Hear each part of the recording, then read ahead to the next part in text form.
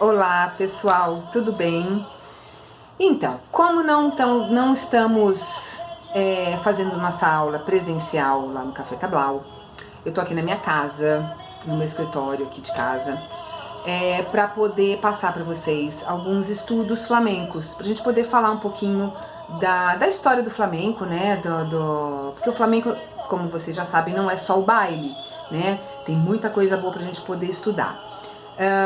Escutar e praticar, então a gente não precisa ficar só preso com o baile, a gente acaba dançando melhor quando a gente sabe um pouco mais da história, né, como que a origem das coisas e tudo mais, né? Então eu vou falar para vocês um pouquinho como na nossa aula de segunda-feira e na minha aula do sábado de manhã das 9 a gente tá falando sobre fandangos, então eu quero gravar uma aula para vocês sobre a história do fandangos.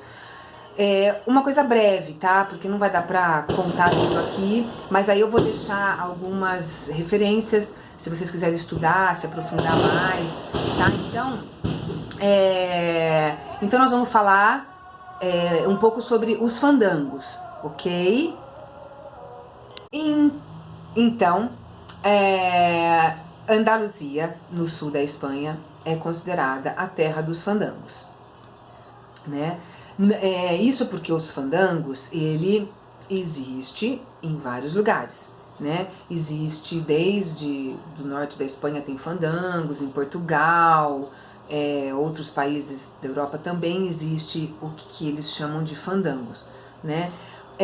Mas tudo o que chega em Andaluzia é aflamencado, né? Então vira flamenco. Então os fandangos é de origem muito antiga e aí em Andaluzia a gente tem os fandangos que são chamados fandangos locales, que são os fandangos de Huelva, fandangos de Málaga, fandangos de Granada, enfim, tá? Cada um tem uma particularidade. O que nós vamos estudar aqui, nós vamos falar aqui, são os fandangos de Huelva. Os fandangos de Huelva, que é o que nós vamos bailar, é o que nós estamos estudando com o baile, tá? Então, o fandangos de Huelva, ele sempre foi bailável, né? Só que ele tinha um repertório folclórico, né? Ele era mais folclórico. E principalmente da província província onubense, que eles chamam, né?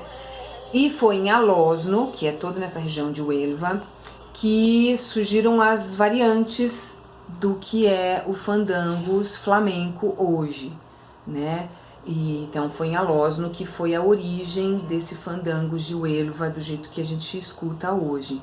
Por isso que por isso que tem um estribilho que canta Alosno, então é por causa dessa origem em Alosno, tá? Então aí a gente vai colocar as letras, eu quero passar letras para vocês também de fandangos pra gente cantar, nós vamos cantar isso também, tá? E agora, então, nós vamos falar do compás, o compás do fandangos, né? O compás do fandangos, ele é um compasso ternário, né? Então, que é o que eles chamam de compasso 3x4, tá? Eu não vou entrar muito nessa questão da musical, porque não é minha especialidade, eu vou mais falar pra gente poder entender como que a gente baila isso, tá? Então, pra gente entender que é 3x4 pelo seguinte, ele é um compasso ternário, então ele faz 1, 2, 3, 1, 2, 3, 1, 2, 3, 1, 2, 3, certo? Só que ele dá a volta em 4 vezes esse 3, então ele fica 1, 2, 3, 1, 2, 3, 1, 2, 3 e 1, 2, 3, 4. 1, 2, 3, 4. Ok? Então, assim, musicalmente é muito fácil a gente entender o compasso ternário. Então, para nós, brasileiros, assim, é mais fácil a gente entender esse 1, 2, 3. Pra mim, quando eu vou dar aula ou montar um baile, eu multiplico esse 3 vezes 4, matematicamente, que dá 12. Então aí a gente configura o compasso de 12, tá? Então o que seria o 1, 2, 3, né? Esse primeiro 1, ele, pra mim, ele fica sendo o 12. 12, 1, 2, 3, 4, 5, 6, 7, 8, 9, 10, 11. 12, 1, 2, 3, 4, 5, 6, 7, 8, 9, 10, 11, 12.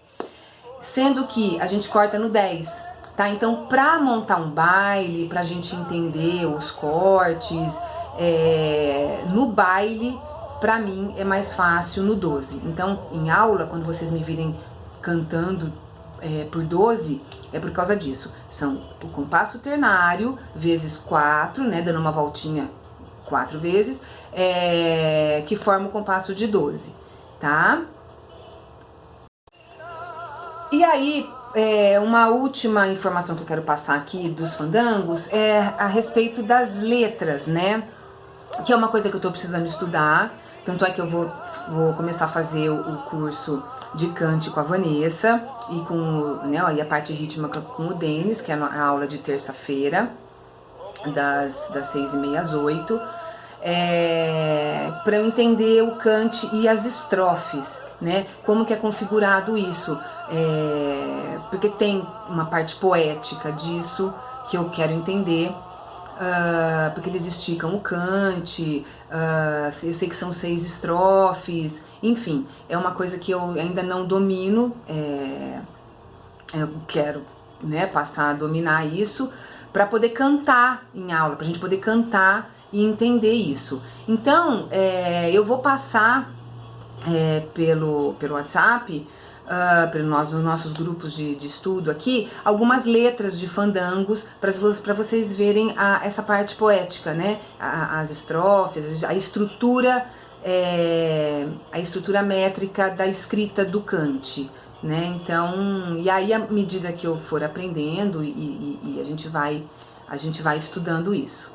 Tá bom? Então é isso, eu vou deixar depois em alguma descrição, ou no YouTube, ou aqui no próprio WhatsApp, referências para vocês poderem ler sobre a história do fandangos, tem livros, tem sites que contam a história, tá? As origens e tudo mais. Isso foi uma breve descrição do que é o fandangos e da onde ele vem, tá bom? Então é isso, valeu, gente, um beijo, a gente vai se falando por aqui, tá? Tchau, tchau!